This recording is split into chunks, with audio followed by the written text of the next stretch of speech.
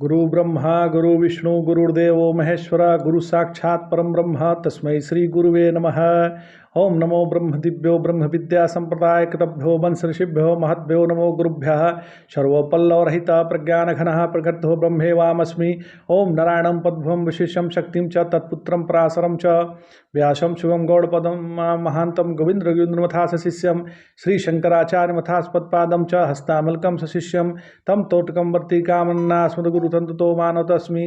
श्रुति स्मृति पुराणानाम् आलयं करुणालयं नमामि भगवत्पादं शंकरं लोकशंकरं शंकरं शंकराचार्यं केशवं बादरायणं सूत्रभाष्यकृतो वन्दे भगवन्तो पुनः पुनः। ईश्वरो गुरुरात्मेति मूर्तिभेद विभागिने व्योमवप्ताय देहाय दक्षिणामूर्तये नमः। ओम श्री गुरुभ्यो नमः। ओम श्री परमात्मने नमः।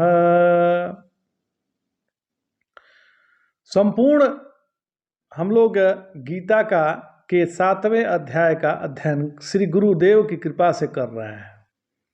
देखिए, संपूर्ण गीता में भक्ति को ही ज्ञान का साधन बतलाया है, क्योंकि सब जगह भक्ति शब्द का भक्त्या यह तृतीयांत ही प्रयोग है। केवल यही मद भक्ता ऐसे प्रथमांत प्रयोग हुआ है। इस प्रकार भक्ति को स्वतंत्र साधन यही माना है। श्री रामचरितमानस में भी भक्ति स्वतंत्र सकल गुण खानी, भक्ति स्वतंत्र सकल गुण खानी कहकर एक जगह ही भक्ति को स्वतंत्र कहा है। अगले श्लोक में भगवान अपना स्वरूप बतलाते हैं। भगवान कहते हैं, अव्यक्तम व्यक्तिमापन्नम मन्यते मां बुद्धयः परम भावमजानन्तो ममाव्ययमनुतं मम। बुद्धिहीन लोग ही मेरे परम स्वरूप को न जानने के कारण संपूर्ण प्राणियों के महान ईश्वर मुझ अव्यक्त को व्यक्त मानते हैं। मेरे परभाव अर्थात शुद्ध स्वरूप को न जानने के कारण मुझे व्यक्त मतलब साकार या अव्यक्त निराकार मानते हैं, क्योंकि मेरा वास्तविक स्वरूप बुद्धि का अविषय है तथा साकार निराकार दोनों ही बुद्धिगम्य है।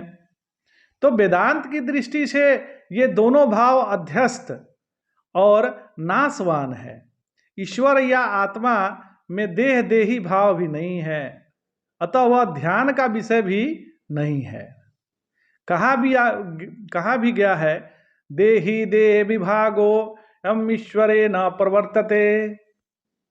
तो परम भाव क्या क्या अर्थ है? तो जो मन बुद्धि के विषय है वे अपर भाव है, जैसे देव भाव, जीव भाव, ईश्वर भाव आदि। और जो सब प्रकार के भावों से परे तथा मन बुद्धि का अविषय है वह परम भाव है। व्यक्त अव्यक्त दोनों एक सत्ता में लेकर परमार्थ वस्तु को दोनों ही से ही विलक्षण देखना परभाव है। तो जो लोग भगवान के साकार और निराकार रूपों को अलग अलग मानते हैं, जो लोग भी भगवान के साकार और निराकार रूप को अलग अलग मानते हैं वे भी बुद्धिहीन ही हैं, क्योंकि जैसे पत्थर ही मूर्ति है उसी प्रकार निराकार ही साकार है। हनुमान जी की मूर्ति को भक्त तो हनुमान जी मानते हैं, किंतु आर्य समाजी पत्थर ही कहते हैं, तथा विचारवान पत्थर में हनुमान जी और हनुमान जी में पत्थर देखते हैं। तो अबुद्धि का तात्पर्य है कि बुद्धिमान नहीं अपितु तो विवेकहीन। अध्याय 9 श्लोक 11 में परम भाव भजानंतो आया है, उसका भी यही आशय है। अब श्लोक 21 में भक्ति का प्रसंग चल रहा था, 21 से ही। अब अगले श्लोक में भगवान यह बतलाते हैं कि मुझे क्यों नहीं जानते। तो बोलते हैं, ना हम प्रकाशः सर्वस्य योग माया समावृतः मूढ़ोऽयं नाभिजानाति लोको मामजव्ययम्। अर्थात अपनी योग माया से ढका हुआ मैं सबका प्रत्यक्ष नहीं होता। अतः मूढ़ लोग मुझ अजन्मा और अविनाशी को नहीं जानते। तो मैं से सबके देखने में नहीं आता। जिस पर ईश्वर, गुरु, शास्त्र और आत्मा की कृपा है वही मुझे देख पाता है। जो इन सब की कृपा से शून्य है वह मुझे नहीं देख पाता, क्योंकि जो मेरी योग माया से ढके हुए हैं वे मेरे स्वरूप को नहीं जानते, जैसा कि ऊपर श्लोक 14 में भी कहा गया है। अब प्रश्न यह उठता है कि आपने जो 4 कृपाएं बताई, जो 4 कृपा है उसका क्या स्वरूप है? भगवान ने जो 4 कृपा बताया, तो शास्त्र में 4 कृपा बताई गई है। ईश्वर कृपा, शास्त्र कृपा, गुरु कृपा और आत्म कृपा। यह 4 प्रकार की कृपा शास्त्रों में हम लोगों को बताई गई है। तो जो लोग ज्ञान प्राप्ति की इच्छा से भगवान की भक्ति करते हैं, भगवान उन्हें ऐसी बुद्धि देते हैं कि उनके सगुण स्वरूप में उन्हें वैराग्य हो जाता है। यही ईश्वर कृपा है। शास्त्र का तात्पर्य है बुद्धि में बैठने लगे। जो शास्त्र का तात्पर्य बुद्धि में बैठने लगे, यह शास्त्र की कृपा है। और योग अधिकारी देखकर गुरुदेव महाराज स्वीकार कर लें, यह गुरु कृपा है। गुरुदेव जो भी उपदेश करें वह समझ में आ जाए तथा ज्ञान का अभिमान न हो, यह आत्म कृपा है। तो माइक वस्तुओं में प्रीति होना ही माया से ढकना है। यहां यह कहा है कि मेरे स्वरूप को मूढ़ नहीं जानते। इससे सिद्ध होता है कि विवेकी जानते हैं। न जानने का कारण यह भी है कि जो कुछ दिखता है वास्तव में है ही नहीं। आत्मा है परंतु वह दिखता नहीं है।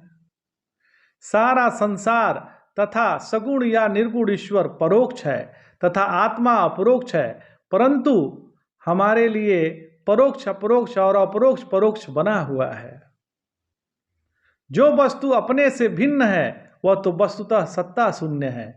जो वस्तु आकाश मतलब अभाव में होती है वह आकाश रूप ही है। उसी प्रकार भाव दृष्टि से जैसे आकाश में बादल होता है, तो बादल से आकाश को क्या फर्क पड़ता है? वो तो है आकाश ही। बादल हट गया आकाश वैसे ही है। कोई घर है तो घर के अंदर भी आकाश है, घर ढह गया तो आकाश तो वैसे ही कहीं वैसे है, उसको कोई फर्क नहीं पड़ा। वैसे ही जो वस्तु आकाश में होती है वह आकाश रूप ही है। इसी प्रकार भाव दृष्टि से में तो भगवान है, परंतु विचार करने पर तो ईश्वर सिद्ध नहीं हो सकता। प्रकाश जिस प्रकार अंधकार का ही विरोधी है और किसी का नहीं, उसी प्रकार ज्ञान से केवल अज्ञान की निवृत्ति होती है। ज्ञान होने पर व्यवहार तो बना ही रहता है। अतः ज्ञान हो जाने पर ईश्वर, जीव और माया आदि सभी व्यवहार पूर्ववत भासता है, परंतु उसकी सत्ता अपने से भिन्न नहीं होती। यही वेदांत है महाराज। जो इनका अभाव मानते हैं वे तो नास्तिक हैं, वेदांती नहीं। अतः स्वस्वरूप होने के कारण तत्ववेता को ईश्वर की प्राप्ति नहीं होती, क्योंकि ईश्वर से वियोग न होने के कारण उसे ईश्वर प्राप्ति की इच्छा भी नहीं होती। तो एक कारण यह भी है कि ईश्वर की प्राप्ति जीव को ही होती है, आत्मा को नहीं। इसी से भगवान को कोई जान भी नहीं पाता। माँ तू वेद न कश्चन। अगले श्लोक में इसी की पुष्टि करते हैं भगवान। वेदाहम समतीतानि वर्तमानानि चार्जुन भविष्याणि च भूतानि माम तू वेद न कश्चन। अर्जुन, मैं भूत, भविष्य और वर्तमान को भी जानता हूं, परंतु मुझे कोई नहीं जानता।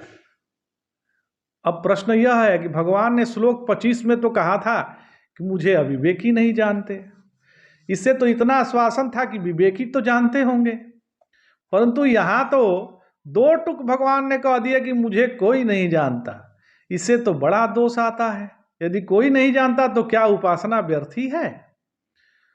तो कश्चन शब्द का अर्थ यही करना चाहिए कि मेरे भक्तों के अतिरिक्त और कोई नहीं जानता, अथवा शरीर, मन, बुद्धि, प्राण आदि दृश्यमात है, अतः जड़ होने के कारण कोई मुझे नहीं जान सकता। तो भगवान को कोई भी क्यों नहीं जान सकता?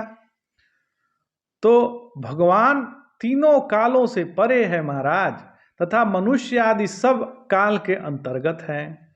तो क्योंकि जानना तो किसी न किसी काल में ही होता है, अतः काल के अंतर्गत होने के कारण देहाभिमानी उन्हें कैसे जान सकते हैं?